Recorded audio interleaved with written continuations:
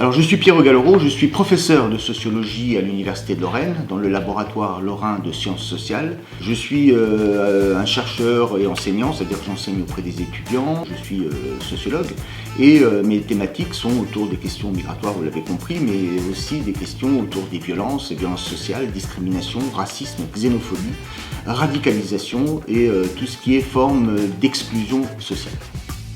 L'arrivée d'étrangers sur un territoire pose toujours la question de la nomination des personnes qui vont rentrer, celles qui sont sur place, celles qui accueillent, celles qui arrivent. Et donc la question du nom qu'on va donner aux immigrés n'est pas neutre parce que nommer, c'est aussi faire exister un certain nombre de choses mentales, ce qu'on appelle des représentations sociales, et qui fait qu'on ne peut pas confondre un immigré avec quelqu'un qui serait né sur le territoire français, qui lui ne peut pas être un immigré, parce que la définition même d'immigré, c'est celui qui n'est pas né sur le territoire français. Et là, évidemment, ça peut paraître simple, mais c'est extrêmement compliqué, parce que si on prend certaines populations colonisées, comme les Algériens par exemple, qui avant 1962 étaient nés en France,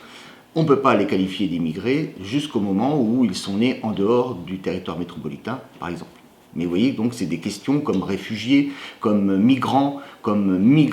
et émigrés, étrangers, tous ces termes-là ne sont pas neutres et favorisent, on va dire, un certain discours contre lequel il faut lutter parce que nommer les individus, c'est aussi les enfermer dans des réalités qui n'existent pas forcément. Alors je vous donne rendez-vous dimanche 28 mars à 15h pour une conférence que je vais animer justement sur tout ce qui est la terminologie, la nomination de toutes ces catégories qui est migrants, migration, étrangers, immigrés, etc., réfugiés, demandeurs d'asile, pour essayer de voir un petit peu de quoi on parle et comment est-ce que le discours oriente aussi la pensée.